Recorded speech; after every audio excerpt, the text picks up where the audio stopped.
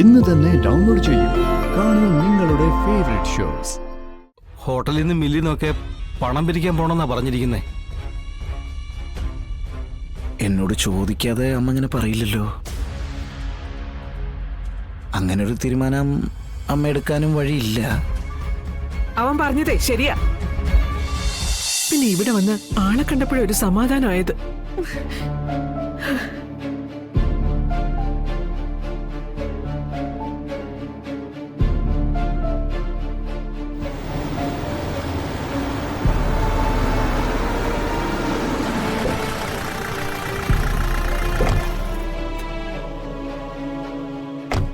ഞാൻ വിളിക്കാം, പിന്നെ വിളിക്കാം.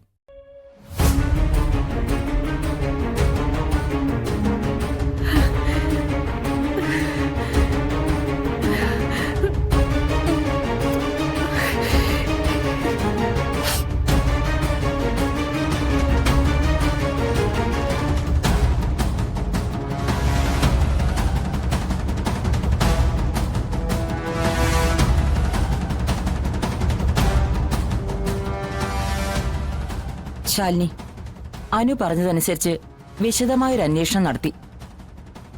പക്ഷേ മാണിക്കോത്ത് കുടുംബം വക ഒരു അറ്റാക്ക് അല്ല ഇത്. വേറെ ഏതോ ഒരു ഗ്രൂപ്പ് ഇതിന് പിന്നിൽ കളിക്കുന്നുണ്ട്. മാണിക്കോത്ത് ശിവൻ എന്ന് പറയുന്നവനാ എന്നെ ഇവിടെ കൊണ്ടുവന്നാക്കിയത്. അയാൾക്ക് ഇതിന്റെ പിന്നിൽ കൈയുണ്ടോന്നൊന്നും എനിക്കറിയില്ല. ശാലിനിയെ തടയുക, അത് മാത്രമായിരുന്നു ലക്ഷ്യം. ജീവൻ എടുത്തിട്ടായാലും വേണ്ടില്ല ശാലിനിയുടെ ജോലി തടസ്സപ്പെടുത്തുക. എനിക്ക് നിയമ നടപടികളുമായി മുന്നോട്ടു പോകാതിരിക്കാനാവില്ല. ഇപ്പൊ സംഭവിച്ചൊന്നും എന്റെ ജോലിയെ ബാധിക്കുകയില്ല.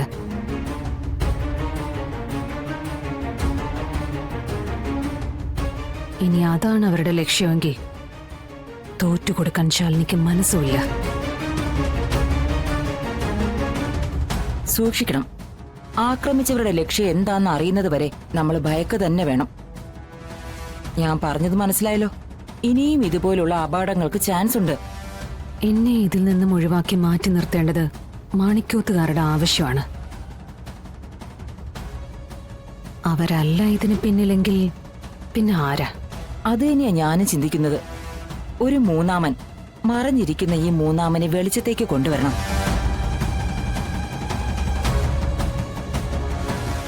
എന്നാലേ അവന്റെ ലക്ഷ്യം എന്താണെന്നറിയൂ.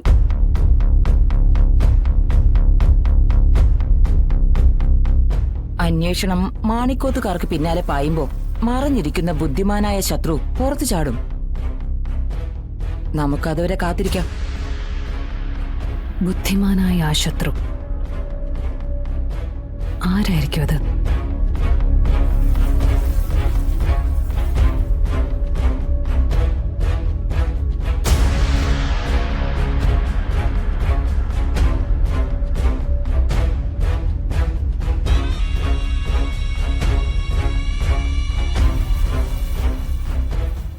വിഷ്ണുബ്രോ, സത്യാമ്മേനെ വീണ്ടും കുറെ ചുമതലകൾ ഏൽപ്പിച്ചിട്ടുണ്ട്.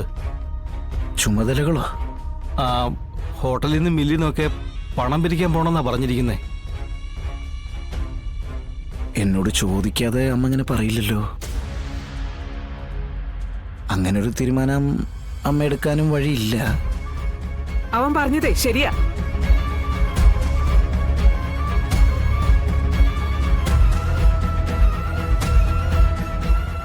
ഇനി മുതലേ നീ ചെയ്തിരുന്ന ജോലി ചെയ്യുന്നത് ഇവനായിരിക്കും. രോഹിത് ആയിരിക്കും ചെയ്യുന്നത്. ഇനി കണക്കെല്ലാം ഇവൻ നോക്കിയാ മതി. ഇല്ല, ഇതിപ്പോ ഞാൻ തന്നെ അമ്മയോട് പറഞ്ഞ കാര്യങ്ങളല്ലേ. പക്ഷെ അമ്മ അത് സമ്മതിച്ചില്ല. പിന്നെ ഇപ്പൊ ഇങ്ങനൊരു തീരുമാനം എടുത്തെങ്കിൽ അതാദ്യം പറയേണ്ടത് എന്നോടല്ലേ. അതിന്റെ കാരണം എന്നോട് പറഞ്ഞൂടെ? എന്നെ എന്തിനു ഒഴിവാക്കുന്നതെന്ന് അറിയാനുള്ള അവകാശം എനിക്കില്ലേ? എടാ, നീ പണം കളയുന്നവനാ. നിന്നെ വെച്ച് ഇനി ബിസിനസ് മുന്നോട്ട് കൊണ്ടുപോയാ ഞാൻ വീണ്ടും കടക്കണിയിലാവും. അതുകൊണ്ടേ ഞാനൊന്ന് മാറ്റി ചിന്തിച്ചു. അപ്പൊ എന്റെ സേവനം അമ്മയ്ക്കിനി ആവശ്യമില്ലെന്നാണ് പറയുന്നല്ലേ? എല്ലാ അർത്ഥത്തിലും. എടാ, ആരെങ്കിലും സ്ഥാപനം നഷ്ടത്തിലായി കാണാൻ ആഗ്രഹിക്കോ? അല്ലെങ്കിൽ പിന്നെ ആതൊരു സേവനം ചെയ്യണം. മറ്റുള്ളവരെ നന്നാക്കാൻ വേണ്ടി. അങ്ങനെ പണം കളയുന്ന പരിപാടികൾക്ക് നീ ബെസ്റ്റാ. തൽക്കാലം അങ്ങനെ ഒരു പരിപാടി ഞാൻ ആലോചിക്കാത്തതുകൊണ്ട് രോഹിത് ചെയ്യേണ്ട കാര്യങ്ങളൊക്കെ ബിസിനസ്സേ മെച്ചപ്പെടുത്താൻ പറ്റുമെന്ന് ഞാനൊന്ന് നോക്കട്ടെ.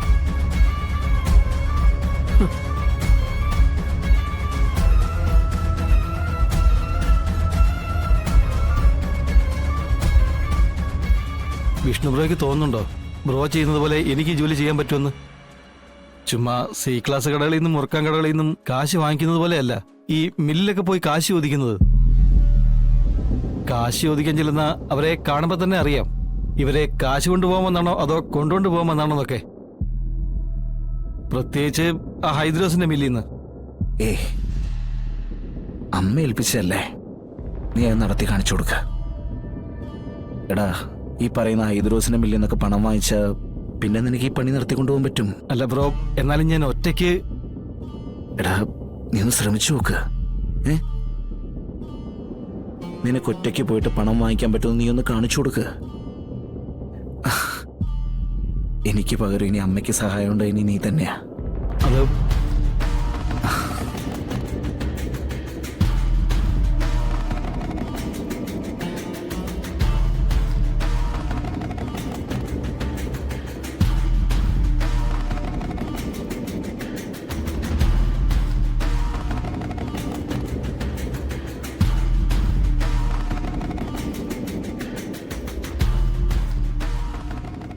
നിനക്കെന്താ പറയാനുണ്ടെന്ന് പറഞ്ഞത്? നരസിംഹത്തില് മോഹൻലാലിനോട് ചോദിക്കുന്ന ഒരു ചോദ്യമുണ്ട്, ഇനി എന്താ ഫ്യൂച്ചർ പ്ലാൻ എന്ന്. അങ്ങനെ ഞാനും നിന്നോട് ചോദിക്കുക, എന്താ സാറിന്റെ ഫ്യൂച്ചർ പ്ലാൻ എന്ന്. മോഹൻലാൽ പറയുന്ന മറുപടി വേണോ അതോ ഞാൻ പറയുന്ന മറുപടി വേണോ? എനിക്ക് നീ പറയുന്ന മറുപടി തന്നാ മതി. നമുക്കിങ്ങനെ അങ്ങോട്ടും ഇങ്ങോട്ടും എന്തെങ്കിലുമൊക്കെ പറഞ്ഞ് ചായയൊക്കെ കുടിച്ച് റെസ്റ്റോറന്റിൽ ഇങ്ങനെ കയറി ഇറങ്ങി നടക്കാന്നേ. അത് ശരി. അപ്പൊ കല്യാണം? ആ, അത് നമ്മൾ എപ്പോ തീരുമാനിക്കുന്നോ അപ്പോൾ. ശിവ, എത്ര ലാഘവത്തോടെയാ നീ ഇതൊക്കെ പറയുന്നേ. ഇനി ഇങ്ങനെ പോയാ പോരാ, നമ്മുടെ കല്യാണം എത്രയും പെട്ടെന്ന് നടത്തണം. ഇതെന്താടി പെട്ടെന്ന് ഇങ്ങനെ ഒരു മുന്നറിയിപ്പും ഇല്ലാതൊരു കല്യാണം ഉറപ്പിക്കല്? അടുത്ത് തന്നെ വല്ല ലോകമഹാദുരന്തവും നടക്കുന്നുണ്ടോ? ലോകത്തിലെ ഏറ്റവും വലിയ ദുരന്തമാണല്ലോ എന്റെ മുന്നിൽ നിൽക്കുന്നേ. എന്നാൽ ഇതിലും വലിയൊരു ദുരന്തം എന്റെ വീട്ടിൽ നടക്കും. ആ ദുരന്തം എന്നെയും കൊണ്ടേ പോകൂ. നിന്നെ പെണ്ണ് കാണാൻ ആള് വരുന്നുണ്ടോ? സാധാരണ ഇങ്ങനെയുള്ള വാർത്ത കേൾക്കുമ്പോഴാണല്ലോ പെൺകുട്ടികൾ കാമുകന്മാരുടെ അടുത്ത് കയറ് പൊട്ടിക്കുന്നത്. ആ, അങ്ങനെ എന്തെങ്കിലും ഉണ്ടെങ്കിൽ എന്റെ വെച്ച് പേടിക്കണ്ട. അവനെ പുറംകാലം കൊണ്ട് ചവിട്ടി ഓടിക്കുന്ന കാര്യം ഞാൻ ഏറ്റടി പെണ്ണേ, ഞാനതിൽ എക്സ്പേർട്ടാ. അതൊന്നും അല്ലടാ.